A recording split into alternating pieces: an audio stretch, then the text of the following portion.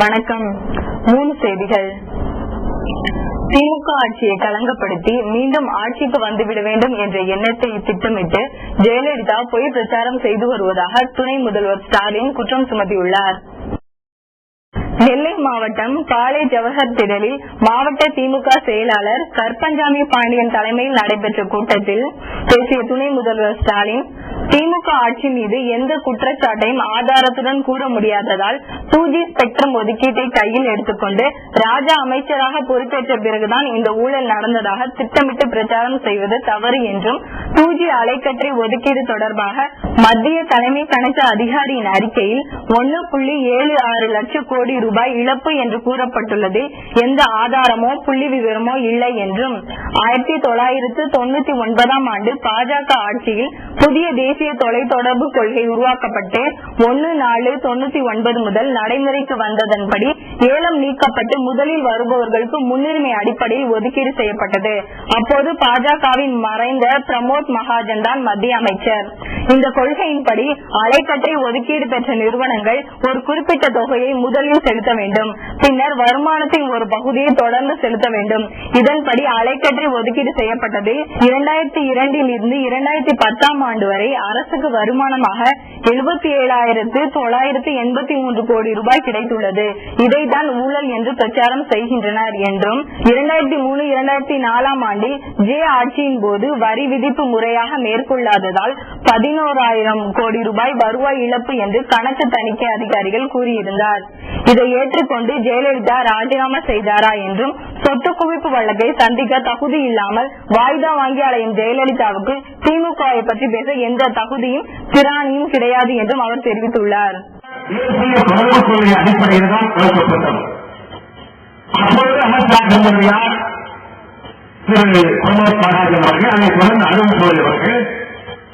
அதற்கு பிறகு காங்கிரஸ் தலைவர் ஆட்சியில் இருந்த நம்முடைய தந்தை தயாநிதிமாறன் அவர்கள் அவர்கள் எந்த முறையை பின்பற்றி இதை வழிநடத்தி இருக்கிறார்களா அதே வழி ஒன்றுதான் இன்றைக்கு அது கடைபிடிக்கப்பட்டது தவிர GSAT 5 பிரைம் செயற்கைக்கோளுடன் GSLV F6 ராக்கெட் விண்ணில் ஏவப்பட்ட 47 வினாடிகளில் வெடித்து சிதறியதால் இஸ்ரோ விஞ்ஞானிகள் அதிர்ச்சி அடைந்துள்ளனர்.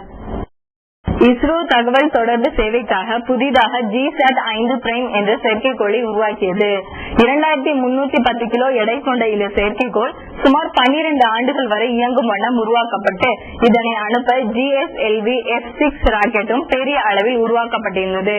இதற்காக ஆந்திரா மாநிலத்தில் உள்ள ஸ்ரீஹரிகோட்டா ராக்கெட் ஏவுதளத்துக்கு கடந்த 12ஆம் தேதி GSAT மற்றும் 5 பிரைம் செயற்கைக்கோள் கொண்டு வரப்பட்டது. கடந்த 20ஆம் தேதி மாலை 4:01 மணிக்கு இந்த ராக்கெட் விண்ணில் ஏவுவதாக இருந்தது.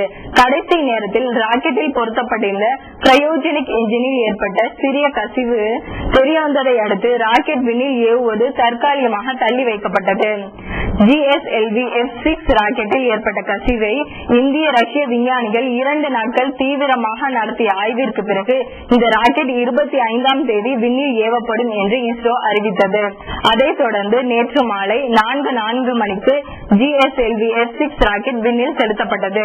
விண்ணில் பாய்ந்த 47 வினாடிகளில் சிவப்பு நிறத்தில் நெருப்பு கச்சியபடி வெடித்து சிதறி வங்கக்கடலில் விழுந்தது.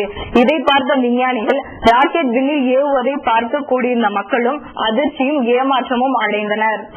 ஏற்கனவே ஏப்ரல் 15ஆம் தேதி 430 கோடி ரூபாய் உருவாக்கப்பட்ட GSLV T3 ராக்கெட் விண்ணில் செலுத்தும் போது வெடித்து சிதறியது குறிப்பிடத்தக்கது. ராக்கெட் வெடித்து சிதறியதற்கான காரணம் குறித்து விஞ்ஞானிகள் தீவிரமாக ஆய்வு மேற்கொண்டு வருகின்றனர். தமிழக சட்டசபை தேர்தலுக்கு முன் மேலவைக்கான தேர்தல் நடத்துவதற்கான வாய்ப்பு வெகுவாக குறைந்துள்ளது.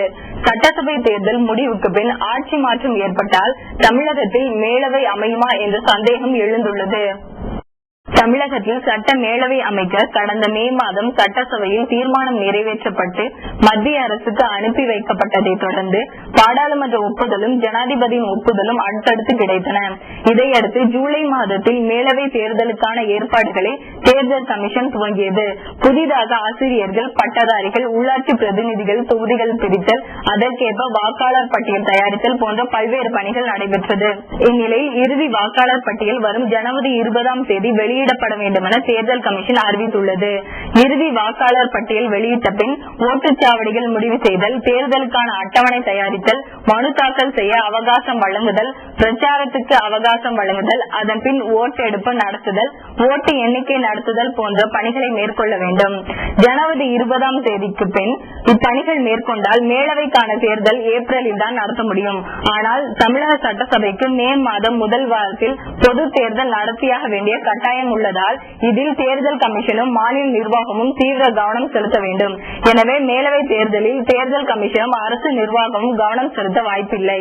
இவற்றை எல்லாம் கணக்கிட்டால் சட்டசபை தேர்தலுக்கு முன்பாக மேலவை தேர்தல் நடத்துவதற்கு வாய்ப்பே இல்லை என்கிற நிலை ஏற்பட்டுள்ளது. எனவே அடுத்த மே மாதம் புதிய அரசு அமைந்த பின் மேலவை உறுப்பினர்களை தேர்ந்தெடுப்பதற்கான தேர்தல் நடைபெறலாம். இதில் ஆட்சி மாற்றம் ஏற்பட்டால் மேலவை அவசியமா என்பது பற்றியும் மேலவை தேர்தல் நடத்த வேண்டுமா என்பது பற்றியும் புதிய அரசுதான் முடிவு செய்யும் என்ற நிலை ஏற்பட்டுள்ளது. திருச்சி மாவட்ட ஊரக வளர்ச்சி கண்காணிப்பு குழு கூட்டம் மத்திய சமூக நீதி இணை அமைச்சர் நெப்போலியன் தலைமையில் நடைபெற்றது. மத்திய சமூக நீதி இணை அமைச்சர் நெப்போலியன் மற்றும் கண்காணிப்பு குழு உறுப்பினர்கள் மத்திய அரசு உதவியுடன் செயல்படும் திருச்சி மாவட்ட ஊரக வளர்ச்சி பணிகளை ஆய்வு செய்தனர். பாராளுமன்ற உறுப்பினர் உள்ளூர் வளர்ச்சி திட்டம், மகாத்மா காந்தி தேசிய ஊரக வேலை உறுதி திட்டம், பிரதம மந்திரி கிராம சாலைகள் திட்டம், இந்திரா நினைவு குடியிருப்பு திட்டம், பொன்விழா கிராம சுய வேலை வாய்ப்பு திட்டம், முழு சுகாதார திட்டம், நீர் வடிவு பகுதி மேலாண்மை திட்டம் ஆகிய திட்டங்கள் குறித்து ஆய்வு செய்தனர். மாவட்ட ஆட்சியர் மகேசன் காசிராஜன், மாவட்ட வருவாய் அலுவலர் ராமன், திட்ட அலுவலர் மற்றும் உயர் அதிகாரிகள் கலந்து கொண்டு விளக்கம் அளித்தனர். தொட்டியம் சட்டமன்ற உறுப்பினர் ராஜசேகர், கண்காணிப்பு குழு உறுப்பினர் டாக்டர் சேவை கோவிந்தராஜன் ஆகியோர் கலந்து கொண்டு வேலைகளை விரைவாக முடிக்க ஆலோசனைகள் தெரிவித்தனர். மத்திய அமைச்சர் ஆய்வின் போது மாற்றுத்திறனாளிகளுக்கு செய்துள்ள நன்மைகளையும் மேலும் குடிநீர் பச்சைமலை பகுதியில் உள்ள கிராமங்களுக்கு விரைவாக கிடைக்க ஏற்பாடுகள் செய்யுமாறு மாவட்ட ஆட்சியரை கேட்டுக் கொண்டார். சேவை கோவிந்தராஜன் பேசும்போது கிராமப்புற முதியோர் பென்ஷனை விரைவில் தந்து உதவ வேண்டும் என கேட்டுக்கொண்டார். தொழிற்பயிற்சி பெற வறுமை கோட்டிற்கு கீழ் உள்ள இளைஞர்களுக்கு விரைவில் வறுமை கோட்டையும் வழங்குமாறு கோரிக்கை விடுத்தார். மேலும் 3 மாதத்திற்கு ஒருமுறை பணி முன்னேற்றம் குறித்து அறிக்கை வழங்கவும், மாற்றுத்திறனாளிகளுக்கு 3% இடஒதுக்கீடு செய்து தரவும் கேட்டுக்கொண்டார். விளம்பர இடைவேளைக்கு பிறகு செய்திகள் தொடரும். மார்கழி பெருவிழாவை கலை விழாவாக மிகச் சிறப்பாக அமைத்திருக்கிறது. இது திருச்சிராப்பள்ளி மாவட்ட நலப்பணி நிதிக்குழு வளாகத்தில் 22/12/2010 முதல் 28/12/2010 வரை ஒவ்வொரு நாளும் மாலையிலே அருமையான இசை நிகழ்ச்சிகள், நாட்டிய நிகழ்ச்சிகள், நாடக நிகழ்ச்சி, இலக்கிய நிகழ்ச்சி ஆகிய அனைத்தையும் திருச்சிராப்பள்ளி மக்களுக்கு இனிய விருந்தாக வழங்க இருக்கிறது. அன்போடு அழைக்கிறோம். இதற்கு அனுமதி இலவசமே தவிர எந்த கட்டணமும் இல்லை.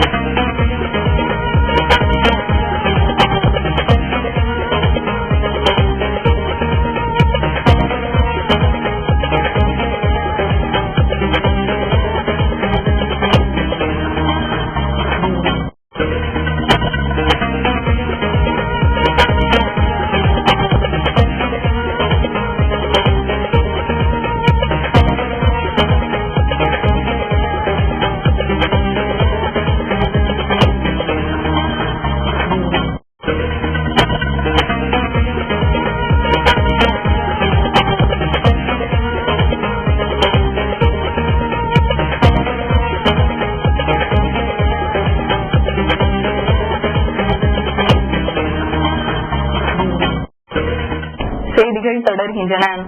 கலைஞர் வீடு வழங்கும் திட்டத்தின் கீழ் நடப்பு ஆண்டிற்கான 3 லட்சம் வீடுகள் வரும் ஜனவரி மாதத்திற்குள் கட்டி முடிக்கப்படும் என தமிழக துணை முதல்வர் ஸ்டாலின் தெரிவித்துள்ளார். நெல்லை மாவட்டத்தின் பல்வேறு நிகழ்ச்சிகளில் கலந்து கொள்ள வந்த தமிழக துணை முதல்வர் ஸ்டாலின் களக்காடு யூனியன் கீழ் ஆலங்குளத்தில் கலைஞர் வீடு வழங்கும் திட்டத்தின் மூலம் கட்டப்பட்டு வரும் வீடுகளை பார்வையிட்டார். பிறகு நிருபர்களிடம் பேசுகையில், தமிழகத்தில் 6 ஆண்டு காலத்தில் 21 லட்சம் வீடுகள் கலைஞர் வீடு வழங்கும் திட்டத்தில் கட்ட திட்டமிடப்பட்டுள்ளது. அதில் முதல் ஆண்டான நடப்பாண்டில் 3 லட்சம் வீடுகள் கட்டுவது என்ற முடிவு செய்யப்பட்டு அப்பணிகள் ஒவ்வொரு மாவட்டத்திலும் தொடர்ந்து நடந்து வருகிறது என்றும், அடுத்த ஆண்டில் கட்டுவதற்கான வீடுகள் குறித்து கணக்கெடுப்பு முடிந்து பயனாளிகளுக்கு அடையாள அட்டைகள் வழங்கப்பட்டுள்ளது. நெல்லை மாவட்டத்தில் 9062 தகுதியான பயனாளிகள் தேர்ந்தெடுக்கப்பட்டு 2484 பேருக்கு அடையாள அட்டை வழங்கப்பட்டு கலைஞர் வீடு வழங்கும் திட்டத்தின் கீழ் 2345 வீடுகள் இந்த ஆண்டு கட்டி முடிக்கப்பட உள்ளது என்றும், இவற்றில் 900 வீடுகள் முழுமையாக கட்டி முடிக்கப்பட்டுள்ளது. மீதமுள்ள வீடுகள் கட்டும் பணிகள் வரும் ஜனவரிக்குள் முடிவடையும் என்றும், நடப்பாண்டிற்கான 3 லட்சம் வீடுகள் ஜனவரி மாதத்திற்குள் கட்டி முடிக்கப்படும் என்றும் அவர் தெரிவித்தார். இந்நிகழ்ச்சியில் துணை முதல்வர் ஸ்டாலினுடன் சபாநாயகர் ஆவுடையப்பன், எம்எல்ஏக்கள் அப்பாவு, கருப்பஞ்சாமி பாண்டியன் உட்பட பலர் கலந்து கொண்டனர்.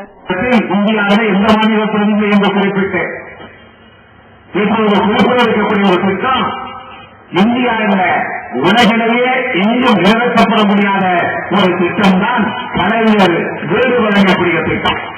தமிழகத்திலே குடிசை வீடுகள் இருக்கக்கூடாது, அதற்கு மாற்றாக காங்கிரஸ் வீடுகளை கட்டித்தர வேண்டும்.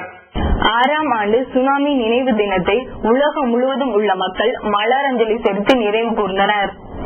கடந்த 2004ஆம் ஆண்டு நிகழ்ந்த ஆழி பேரலையின் கோர தாக்குதலில் இந்தியா, இந்தோனேஷியா, தாய்லாந்து, இலங்கை உள்ளிட்ட நாடுகளில் பல்லாயிரக்கணக்கானவர்கள் உயிரிழந்தனர். சில லட்சம் பேர் வீடு உடைமைகளை இழந்தனர். இந்த சம்பவம் உலகத்தையே அதிர்ச்சிக்குள்ளாக்கியது. தமிழகத்தில் சென்னையில் இருந்து கன்னியாகுமரி வரையிலான கடற்கரையோர மாவட்டங்கள் மிகவும் பாதிப்பிற்குள்ளாயின. இச்சம்பவம் நடைபெற்று 6 ஆண்டுகள் நிறைவடைந்துள்ளதை முன்னிட்டு தமிழகம் முழுவதும் கடற்கரையோர மாவட்டங்களில் நினைவு தினம் அனுசரிக்கப்பட்டது. சுனாமியில் பலியானவர்களின் உறவினர்கள் கடற்கரை பகுதிகளுக்கு சென்று மலரஞ்சலி செலுத்தி நினைவு கூர்ந்தனர். இதேபோல் சுனாமி தாக்குதலில் காரைக்கால் மாவட்டத்தில் 1000க்கும் மேற்பட்டோர் உயிரிழந்தார்கள். கடற்கரையில் உடற்பயிற்சியில் இருந்த டாக்டர்கள், ஆசிரியர்கள், தொழில் அதிபர்கள் உள்ளிட்ட 10க்கும் மேற்பட்ட மீனவ கிராமத்தை சேர்ந்த பெண்கள், குழந்தைகள் ஆகியோரின் உயிரை அரை மணி நேரத்தில் உள்வாங்கியது வங்கக்கடல். அந்த சோகத்தில் 6ஆம் ஆண்டு நினைவு தினத்தன்று காரைக்காலில் சுனாமி தாக்குதலில் பலியானவர்கள் அடக்கம் செய்த இடத்தில் மீனவ கிராமங்களைச் சேர்ந்த ஏராளமான மீனவர்கள் குடும்பத்துடன் மலர் தூவி கண்ணீருடன் அஞ்சலி செலுத்தினார்கள். தங்களது பிள்ளைகளை இழந்த பெற்றோர்கள் கதறி அழுத காட்சி அனைவரது உள்ளத்தையும் நெகிழ வைத்தது. காரைக்கால் கடற்கரையில் அமைக்கப்பட்ட நினைவிடத்தில் மாவட்ட துணை ஆட்சியர் ஆபேல் ரோசாரியோ, அனைத்து சமூக நல அமைப்புகள் மற்றும் அரசியல் கட்சியை சார்ந்தவர்களும் பொதுமக்களும் மலர் தூவி அஞ்சலி செலுத்தினார்கள். மீனவர்கள் யாரும் கடலுக்கு மீன் பிடிக்க செல்லவில்லை. ராமநாதபுரம் மாவட்டம் முள்ளித்தீவு அருகே மோட்டார் பொருந்திய நாட்டுப்படகு கவிழ்ந்ததில் 13 பேர் உயிரிழந்த சம்பவம் அம்மாவட்ட கடலோர பகுதிகளில் சோகத்தை ஏற்படுத்தியுள்ளது. ராமநாதபுரம் மாவட்டம் பரமக்குடியை சேர்ந்த பரக்கத் என்பவருக்கும் இபுனு என்பவருக்கும் ஆஸ்திரேலியாவில் திருமணம் நடைபெற்றது. சமீபத்தில் இந்தியாவிற்கு வந்த இவர்கள் ராமநாதபுரம் அருகே பெரியபட்டணம் ஜலாலியா நகரில் உள்ள தங்கள் உறவினர்களை அழைத்துக் கொண்டு பெரியபட்டணத்துக்கு அருகே உள்ள முள்ளித்தீவுக்கு மோட்டார் பொருந்திய 2 நாட்டு படகுகளில் சுற்றுலா சென்றுள்ளனர். பெரியபட்டணத்தை சேர்ந்த அய்யூப் கான் என்பவருக்கு சொந்தமான படகில் பெண்களும் குழந்தைகளும் ஏறிக்கொண்டனர்.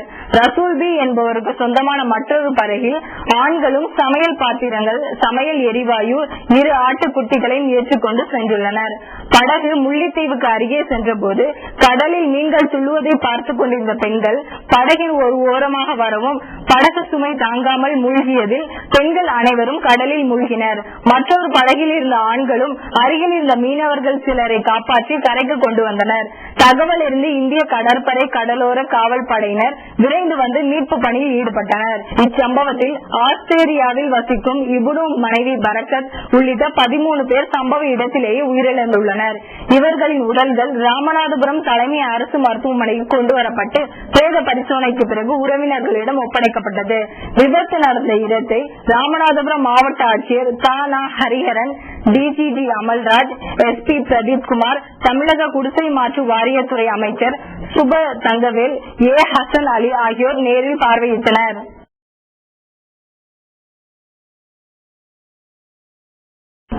விளம்பர இடைவேளைக்கு பிறகு செய்திகள் தொடரும். மார்கழி பெருவிழாவை கலை விழாவாக மிகச்சிறப்பாக அமைத்திருக்கிறது.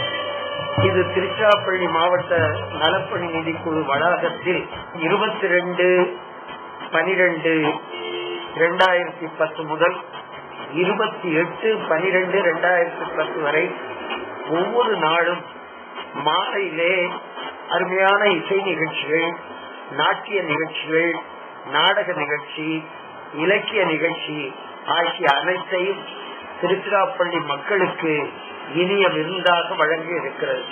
அன்போடு அழைக்கிறோம். இதற்கு அனுமதி இலவசமே தவிர எந்த கட்டணமும் இல்லை.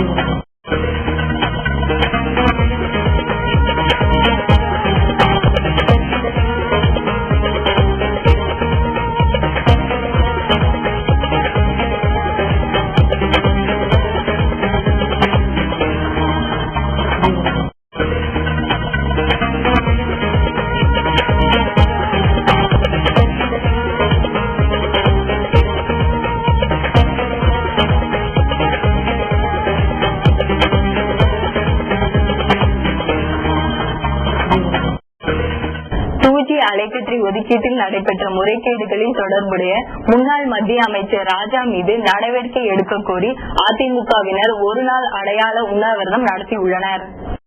பெரம்பலூர் புதிய பேருந்து நிலையம் அருகே இன்று காலையில் இருந்து மாலை வரை நடைபெற்ற இந்த உண்ணாவிரத போராட்டத்தில் 1000க்கும் மேற்பட்ட அதிமுகவினரும் உள்ளூர் விவசாயிகளும் பெண்களும் கலந்து கொண்டனர். இந்த உண்ணாவிரத போராட்டத்திற்கு அதிமுக மாநில இலக்கிய அணி செயலாளர் வைகை செல்வன் தலைமை வகித்து பேசும்போது, உலக அளவில் அவமானத்திற்குரிய மிகப்பெரிய ஊழலை செய்த முன்னாள் மத்திய அமைச்சர் ராசா மீது கடும் நடவடிக்கை எடுக்க வேண்டும் என தெரிவித்துள்ளார். மாவட்ட செயலாளர் இளவழகன், மாநிலங்கள் அவை உறுப்பினர் இளவரசன் உள்ளிட்ட அதிமுக பிரமுகர்கள் ஏராளமானோர் உண்ணாவிரத போராட்டத்தில் கலந்து கொண்டனர். இன்றைய பங்குச்சந்தை நிலவரம். இந்திய பங்குச்சந்தை இன்று சரிவை சந்தித்தது. மும்பை பங்குச்சந்தையான சென்செக்ஸ் 44 புள்ளிகள் குறைந்து 20,028 புள்ளிகளில் நிறைவடைந்தது. தேசிய பங்குச்சந்தையான நிப்டி 13 புள்ளிகள் குறைந்து 5,998 புள்ளிகளாக முடிவடைந்தது. இன்றைய தங்கம் மற்றும் வெள்ளியின் விலை நிலவரம். தங்கம் விலை இன்று சற்றே குறைந்துள்ளது. 22 கேரட் தங்கம் ஒன்றின் விலை 1,901 ரூபாய். நேற்றைய விலையை விட இன்று கிராமுக்கு 2 ரூபாய் குறைந்துள்ளது. 1 பவுண்ட் தங்கம் 15,208 ரூபாய்க்கு விற்கப்படுகிறது. 1 கிராம் வெள்ளியின் விலை 47 ரூபாய் 55 காசுகளாக உள்ளது. இத்துடன் செய்திகள் நிறைவடைந்தன. மீண்டும் 3 செய்திகள் நாளை இரவு 8:30 மணிக்கு. வணக்கம்.